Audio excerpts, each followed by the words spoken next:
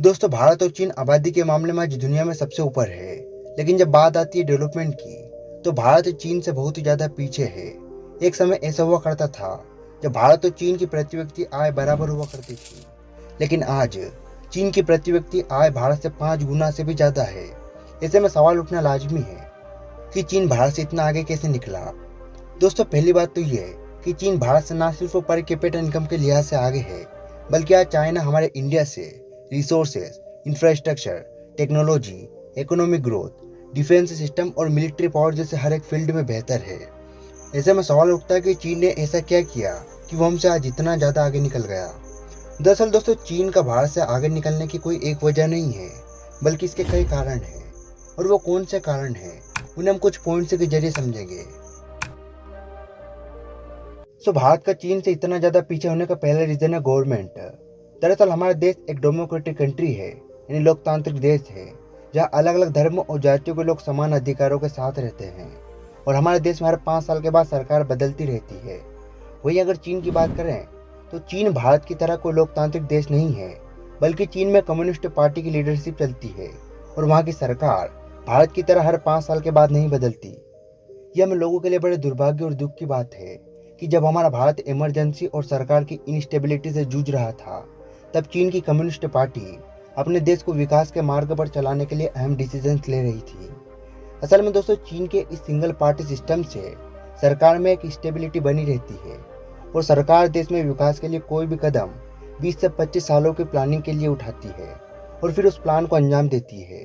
अब वही अगर बात भारत की करें, तो यहाँ की सरकार चाहकर भी ऐसी लॉन्ग टर्म प्लानिंग नहीं कर सकती, क्योंकि जितना समय किसी नई चीज को प्लान करने में लग जाता है, उतने समय में हमारे यहाँ सरकार को ये चिंता सताने लगती है कि 5 साल पूरा होने के बाद उनके पास कुर्सी होगी या नहीं।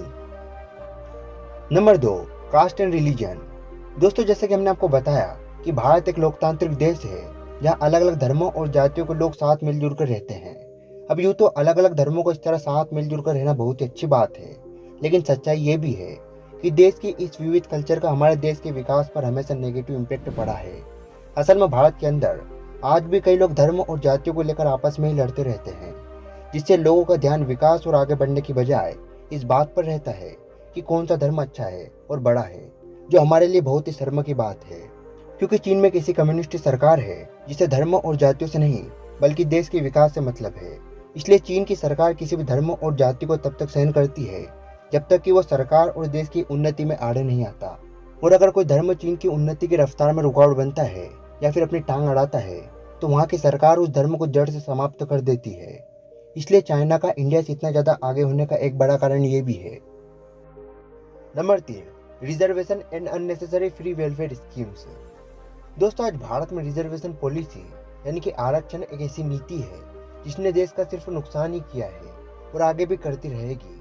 क्योंकि इस पॉलिसी के अनुसार भारत के लोगों को नौकरी उनकी अच्छी स्किल और नॉलेज के अनुसार नहीं, बल्कि उनकी जाति के अनुसार दी जाती है।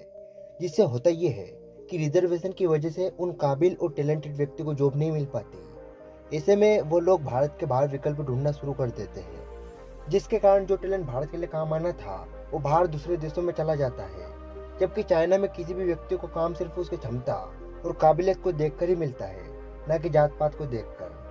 इसके अलावा दोस्तों, भारत सरकार या राज्य सरकार द्वारा भारत के लोगों के लिए कई मुफ्त योजनाएं चलाई जाती है, जिससे सरकार के अरबों रुपए सिर्फ मुफ्त की चीजों को बांटने में ही चला जाता है। जबकि से जिन लोगों को फ्री की जरूरत नहीं होती, वो भी इस फ्री की लाइन में खड़े मिलते हैं, जिससे वो भी अपने काम के प्रति मक्कार और आलसी बन जाते हैं। जो कि सरकार खाना पीना, बिजली, शिक्षा, गैस सिलेंडर और यहाँ तक कि अपने ऊपर चढ़े सरकारी कर्जों को भी सरकार काफी हद तक खुद ही माफ कर देती है, जिससे हर काम, हर सरकारी योजना और हर चीज में धांधली होती है। सरकार को अगर कुछ फ्री देना ही है तो फ्री हेल्थ केयर सिस्टम और एजुकेशन दे। और वैसे भी अगर व्यक्ति का स्वास्थ्य अच्छा हो और वह शिक्षित हो, तो वो खुद ब खुद अपने पैरों पर खड़ा होकर खूब पैसे कमा सकता है, अपने परिवार और अपना पेट पाल सकता है, बजाय किसी पर डिपेंड रहकर।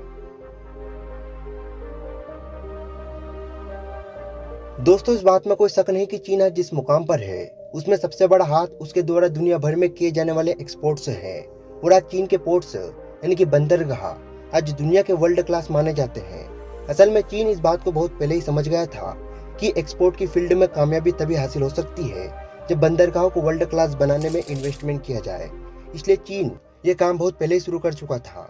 वही अगर भारत की बात करें तो हम लोगों ने बंदरगाहों को वर्ल्ड क्लास बनाने में कभी कोई इन्वेस्टमेंट किया ही नहीं, और यही वजह है कि आज भारत के ज़्यादातर पोर्ट्स इंटरनेशनल शिप की डोविंग करने तक के लायक नहीं है। और दोस्तों, ये तो थे हमारे कुछ पॉइंट्स जिसमें हम चीन से इतने ज़्यादा पीछे क्यों है वो पता चलता है। वैसे आप भी अपने अपने पॉइंट्स या ओपिनियन कमेंट बॉक्स में रख सकते हैं। और इसी के साथ आज के लिए बस इतना ही। फिर मिलते हैं किसी अगली वीडियो में। तब तक के लिए जय हिंद, जय Bharat and see you soon.